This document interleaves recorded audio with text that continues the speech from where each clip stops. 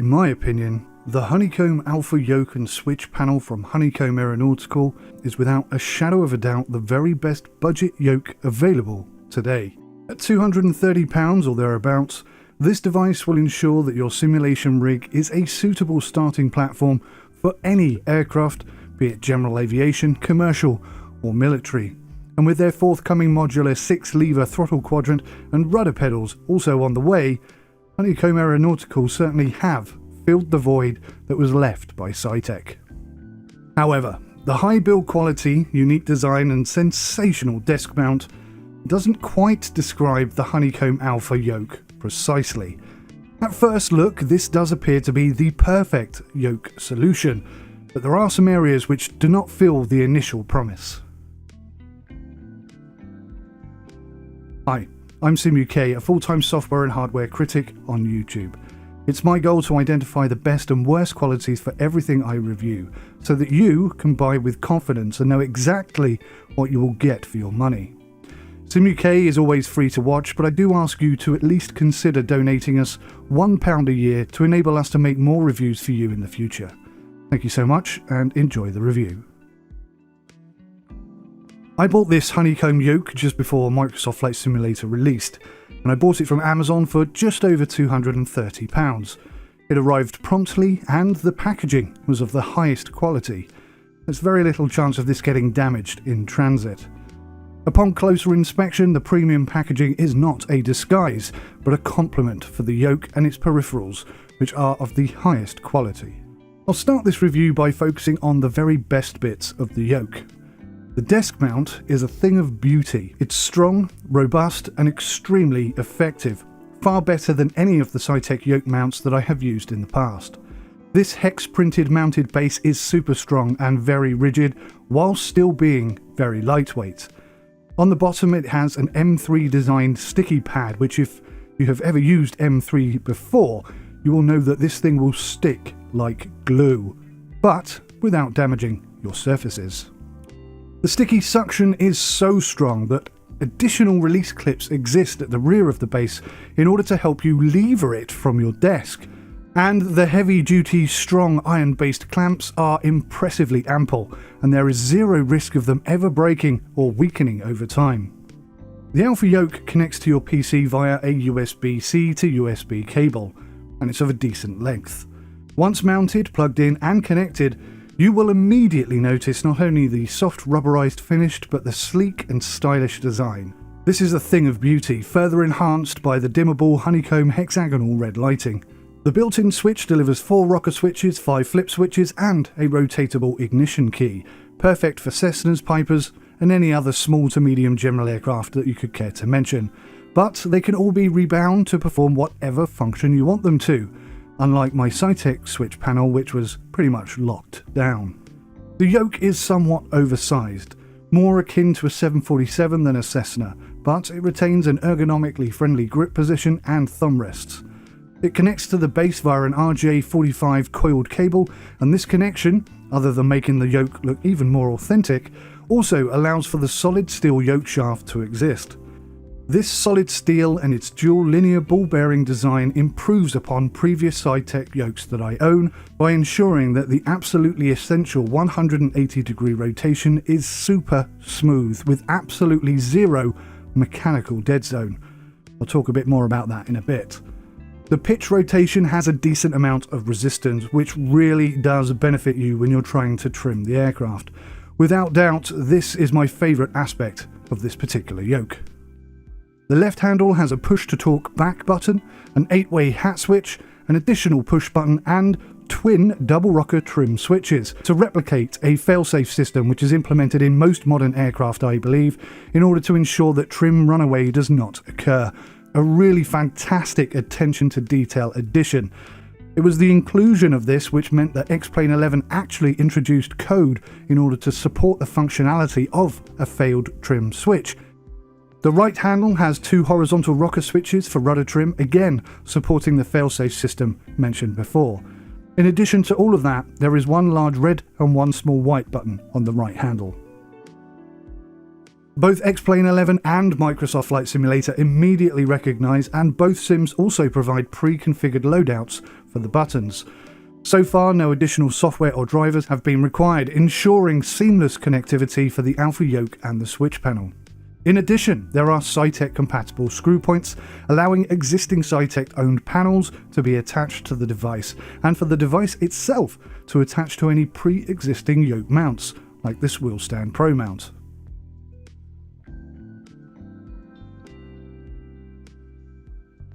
Despite all of the excellent features mentioned, I do have some reservations about the Alpha Yoke. Some issues are immediate, like the extremely loose roll axis, whilst other issues are more cautionary, areas with potential to cause issue in the future. It is only fair to mention that Honeycomb Aeronautical have been quoted as providing a 5-year warranty with each device, but actually what they are really offering is a 2-year limited warranty and a 5-year tension band replacement warranty. So they must at least be fairly convinced of its robust suitability, but a 5-year warranty on all parts would have convinced me a heck of a lot more. The first issue has to be the Yoke's dead zone. Now mechanically there is no dead zone at all, nothing at all. This is super smooth in all directions, but unfortunately when calibrated a small digital dead zone can emanate. There is a recalibration procedure requiring you to put the buttons in the following pattern, pressing the backlight until you see the following flashing combination at the front, and then a calibration system that you have to adhere to. Strangely enough, Honeycomb chose not to share this recalibration option with their customers as part of the sale. This caused a number of unsatisfied reviews as a result. It would appear that during calibration at the factory, Q&A was lacking and some devices were sent out with very poor calibration indeed. And it seems that on the most part at least, a simple recalibration does appear to have reduced or even completely eradicated any such dead zone issues. On this device that I have right here, there is a small but noticeable dead zone issue, and after calibration, it was much the same, but not really a problem. The roll axis is very, very weak, considerably weaker than the pitch axis is, and this possesses a few small problems. The first problem is subjective, but for me, it just doesn't feel anywhere near as good as the pitch axis does. I wouldn't expect or necessarily want it to be the same level of resistance as the pitch provides, but the current level of resistance is just too weak in order to feel really authentic. The second issue is that these tension bands will ultimately weaken over time, and whilst the pitch axis tension band is so strong and robust, it will likely continue to feel good for a very, very long time. The roll axis, on the other hand, is so weak already that it might actually stop doing its primary job, which is to centralise the yoke. With a 5-year warranty in place, this might never become a serious problem, and simply requesting a warranty replacement within 5 years could easily ensure that you get 10 years or even more with prolonged use on this device. Now, the buttons on this device are an area for mild concern. The build quality of the internal components seem really high, and the yoke is weighty enough to endorse that. But the buttons and the switches on the device, they do not feel as though they are of the highest quality. During my testing, they have been accurate and responsive throughout, but they do feel like they could potentially become a weak spot, maybe in about 2 years' time.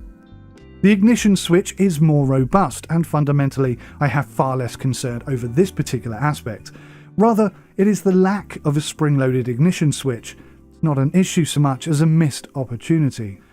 I am, however, a little disappointed with the yoke's button positioning. These oversized and clunky trim switches offer great functionality, but they are in the way, and they make pressing the other buttons far less ergonomic. By placing the top white push buttons on the inside, they make access to them uncomfortable at best. I am actually seriously considering switching the tops of the yoke over so that the white buttons are on the outside and far easier to get to. If this was a free review device, then I would certainly do that.